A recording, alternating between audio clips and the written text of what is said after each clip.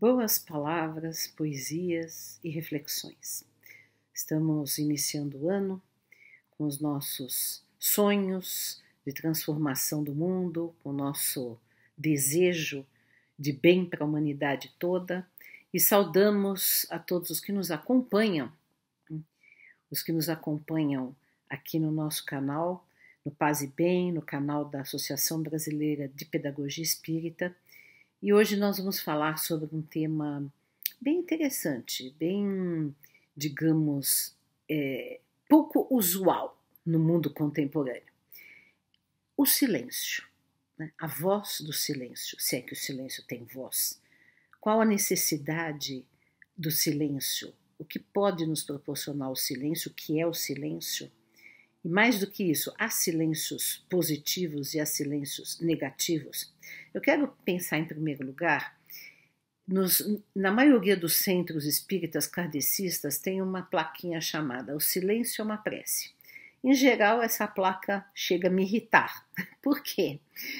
Porque nem sempre o silêncio é uma prece. Nós podemos estar em silêncio e podemos estar pensando mal do outro, podemos estar com a mente totalmente distraída, vagando no nada, podemos estar pensando algo negativo. Enfim, o silêncio necessariamente não é uma prece. Pode ser uma prece, pode se transformar numa prece, pode exprimir uma prece, mas não é necessariamente assim. Muitas vezes, aliás, o silêncio pode acobertar alguma coisa, né? Ou pode estar cheio de energias negativas, ou pode ser um silêncio, se for um silêncio imposto, se for um silêncio que a pessoa tem que se submeter, né, sem estar com vontade de fazer silêncio, né? Então, muitas vezes pode ser um silêncio que gera revolta. É o silêncio, por exemplo, que é imposto às crianças na sala de aula, né? Um silêncio impositivo. Calem a boca, fiquem quietos, silêncio. Que, aliás, muitas vezes é imposto na base do grito, que é altamente contraditório, né? Você impõe um silêncio gritando pelo silêncio. Vejam só que coisa que exemplo mais benéfico do benefício do silêncio, quando você grita para que o outro faça silêncio, né? Então, na verdade, é um silêncio cheio de violência. Então, não é desses silêncios que nós vamos falar aqui. Vamos falar de um silêncio que nós procuramos, que nós buscamos, de que nós precisamos muitas vezes, né? Que é um silêncio que pode ser do ambiente que nos cerca. Eu adoro, eu moro num lugar extremamente silencioso, aqui em Bragança Paulista, eu adoro, né? Silêncio absoluto não existe, claro, né? Você acorda de manhã, ouve os passarinhos, tem alguém passando, mas esse silêncio que se espraia pelo ar, para mim é altamente benéfico. Há pessoas que não se sentem bem no silêncio do ambiente. Por que seria isso, né? Porque, na verdade, o silêncio do ambiente ele precisa corresponder a um silêncio da alma, né? Porque uma coisa é o silêncio externo, outra coisa é o silêncio interno. Né? Quando nós nos deixamos atropelar, né, por turbilhões de pensamentos, de distrações, de preocupações, de ansiedades, ou seja, nossa mente está aos borbotões, em falas, em cenas, em preocupações, então nós não estamos em silêncio. O silêncio da alma é aquela quietude, né?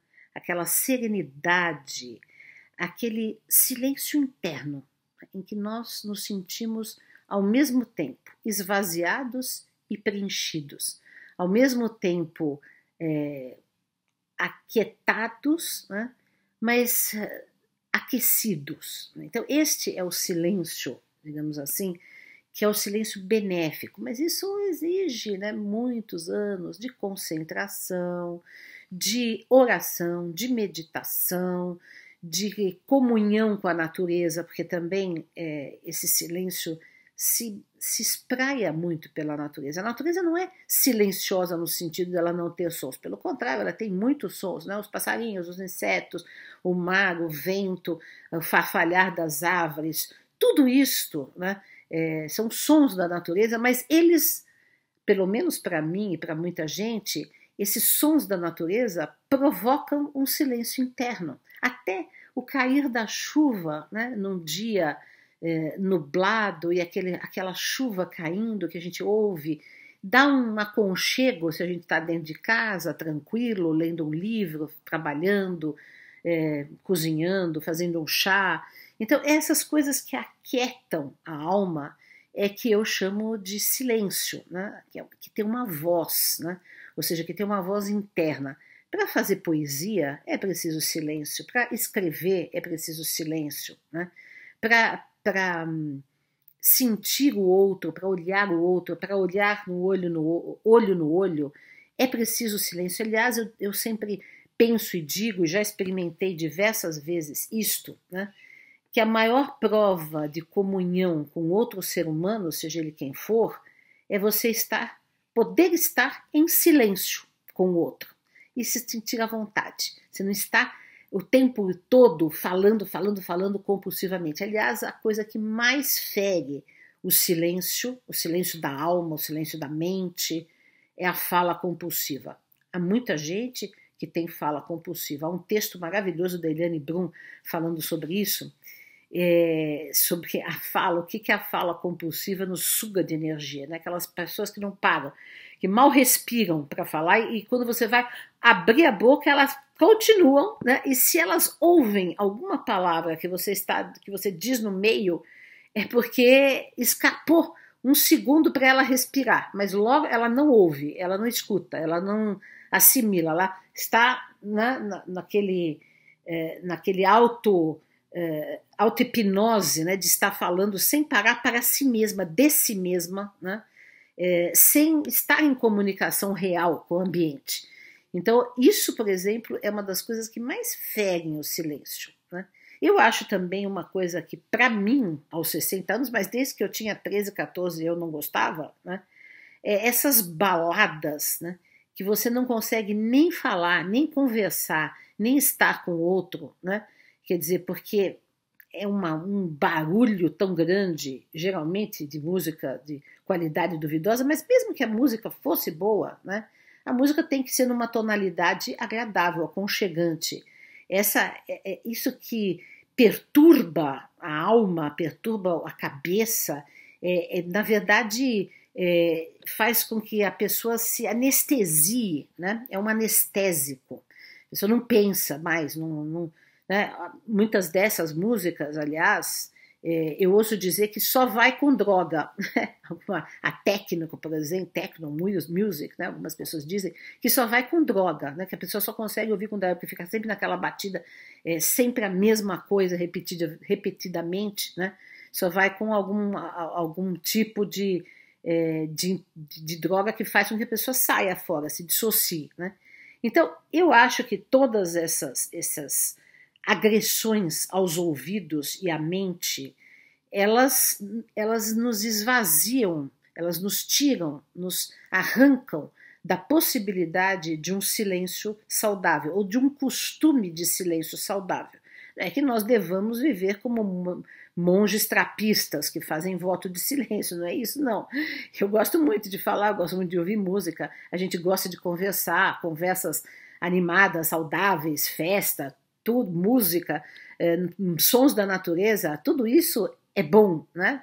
Quer dizer, todos os sons que nos chegam e deve ser triste. Eu já tive a experiência, aos 7 anos de idade eu fiquei surda, né? Eu fiquei com 20% só de audição, e de fato é um isolamento grande que a gente se sente no mundo quando a pessoa é surda. Então não é este silêncio do não acesso aos sons do mundo, embora, claro, que a pessoa pode, e conheço muitas que fazem isso, edificar, né, um silêncio interior, uma vida interior em comunicação visual com o mundo, outras formas, ou táteis com o mundo, e que preencham de fato. Mas eu não estou me referindo a esse silêncio que é imposto de qualquer maneira, seja imposto pela vida, seja imposto pelas autoridades constituídas, seja imposto. Não, eu digo do silêncio que a gente busca, o silêncio que a gente se faz a si mesmo, que a gente se dá de presente, o silêncio que nos descansa, inclusive, né? Porque quando a gente veio de uma maratona de trabalho, de discussões, debates, enfim, aquele silêncio pode vir para nos acalmar, para nos relaxar. Então é preciso que a gente saiba buscar o silêncio e fazer silêncio dentro de si. Porque essa capacidade de fazer o silêncio dentro de si é uma capacidade de encontrarmos uma serenidade, né? De termos uma serenidade interna, digamos assim, um campo de cultivo nosso próprio, como Jesus dizia, né? De vez em quando retira-te na montanha e ora, e lá esteja com teu Pai, com Deus, né? Porque também aí no silêncio é que encontramos Deus, é que há a possibilidade de encontrarmos a presença divina, né?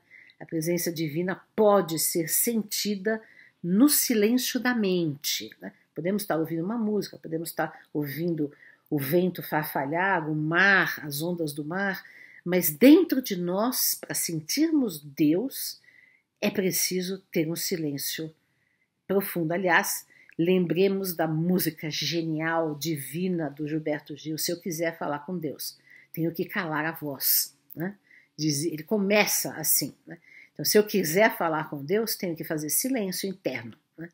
E hoje está se tornando a coisa mais difícil as pessoas terem silêncio interno e muitas vezes precisam buscar remédios psiquiátricos para acalmar o turbilhão de pensamentos, para acalmar o turbilhão de ansiedade.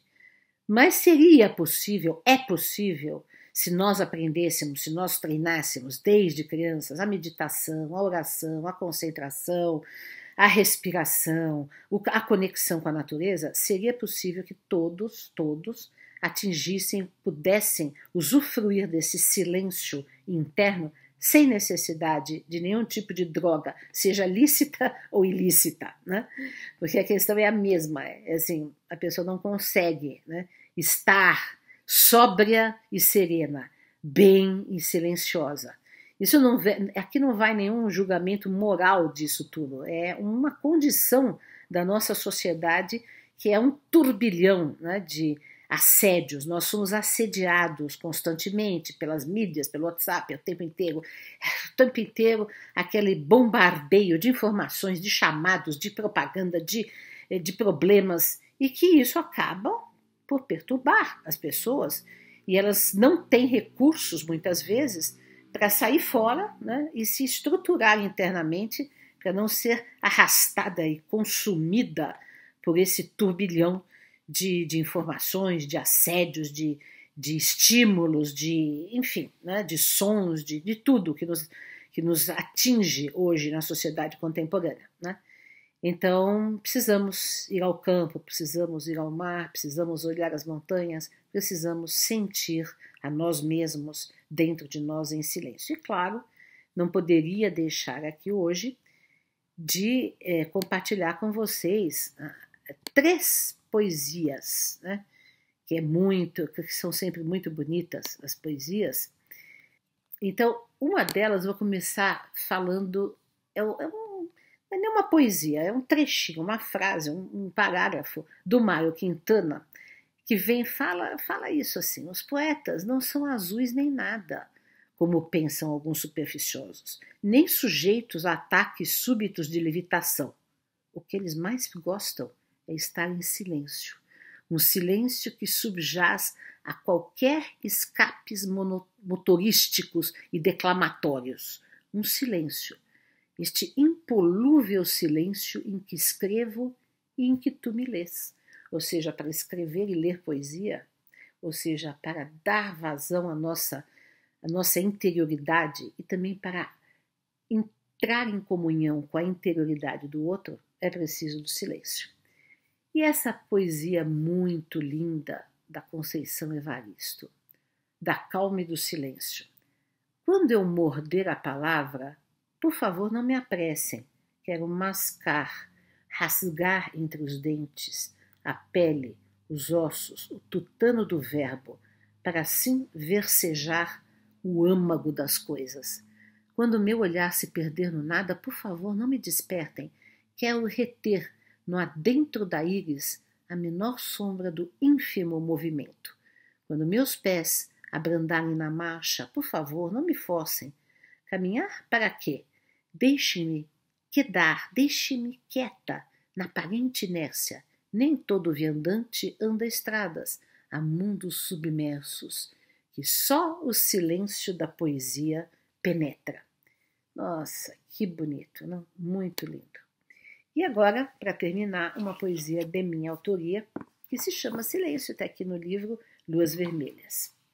Silêncio. Se a mente se desenlaça da avalanche de palavras, brota a palavra certa, aberta, que aquieta. Se a mente se desembaraça da multidão das imagens, desenha-se o quadro perfeito, direito, escorreito. Se a mente se nutre acima e o coração se sublima, a paz se instala e exala, nunca mais rala. Se a mente se mira em Deus, espelho dos dotes seus, em luz se recria e cria harmonia. Feliz Ano Novo para todos e todas. Estaremos aqui de volta no próximo sábado.